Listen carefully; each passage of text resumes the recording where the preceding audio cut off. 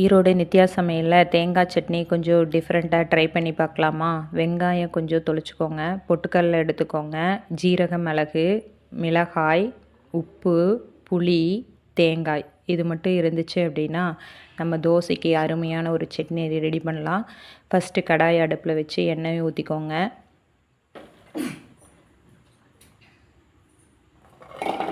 சின்ன வெங்காயம் போட்டுக்கோங்க. ஒரு கைப்பிடி அளவு சின்ன வெங்காயம் போட்டுக்கோங்க.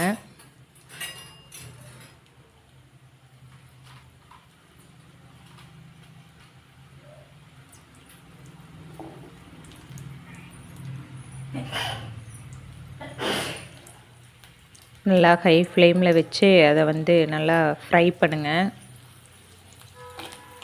வரமிளகா போட்டுக்கோங்க. வரமிளகா அந்த எண்ணெயில் படுற மாதிரி நல்லா வணக்கி எடுக்கணும். அதனால் வரமிளகாயை போட்டுக்கோங்க.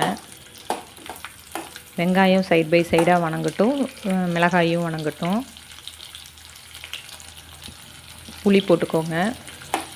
புளி பிடிக்கும்னா போட்டுக்கோங்க, இல்லைன்னா ஒமிட் பண்ணிக்கோங்க. லைட்டாக போட்டிங்க அப்படின்னா சட்னி ஃப்ளேவர் நல்லாயிருக்கும். அதுக்காக தான் புளி சேர்த்திருக்கிறேன். புளி சேர்த்திக்கோங்க. எல்லாத்தையும் நல்லா எண்ணெய் முதுங்குற அளவுக்கு நல்லா வணக்கி விட்டுக்கோங்க.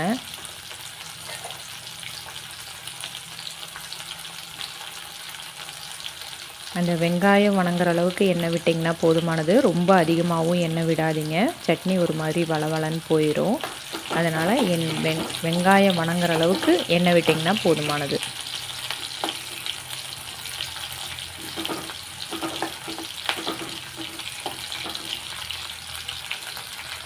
ஜீரக மிளகு போட்டுக்கோங்க.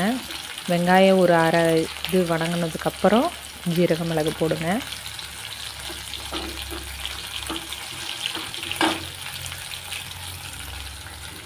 தேங்காய் போட்டுக்கோங்க. வெங்காயம் நல்லா வணங்கிட்டுன்னு தேங்காய் போடுங்க. தேங்காய் சட்னிக்கு தேவையான அளவு போட்டிங்கன்னா போதுமானது. கம்மியாகவும் சேர்த்திக்கோங்க, அதிகமாகவும் சேர்த்திக்கோங்க. உங்களுக்கு சட்னியோட கண்டென்ட் எவ்வளோ வேணுமோ அந்தளவுக்கு தேங்காய் சேர்த்திக்கோங்க. பொட்டுக்கடலை சேர்த்துக்கோங்க. இதனோட பொட்டுக்கடலை சேர்த்திட்டு நல்லா கிளறி விட்டுக்கோங்க. அந்த வெங்காயத்தோடு ஒன்றா பொட்டுக்கடலையும் தேங்காயும் கொஞ்சம் ஹீட் ஆகட்டும். லைட்டாக அப்படியே பிரட்டி விட்டுக்கோங்க.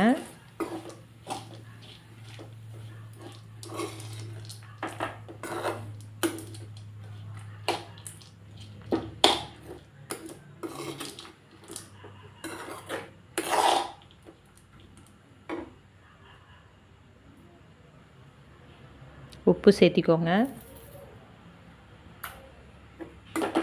உப்பு சேர்த்தி கிளற விட்டு நல்லா ஆற விட்டுருங்க. ஆற விட்டதுக்கப்புறம் அரைங்க. அப்படின்னா தான் அந்த தேங்காயெல்லாம் வழுவழுப்பு தன்மை இல்லாமல் கொஞ்சம் கிறிஸ்பியாக இருக்கும். இப்போ ஒரு 1/4 மணி நேரம் நல்லா ஆற விட்டு அதுக்கப்புறம் மிக்ஸி ஜாரில் மாற்றி அரைச்சிக்கோங்க. அரைச்சி எடுத்திங்கன்னா டேஸ்ட்டாக இருக்கும். தோசைக்கெல்லாம் செம்ம டேஸ்ட்டாக இருக்கும்.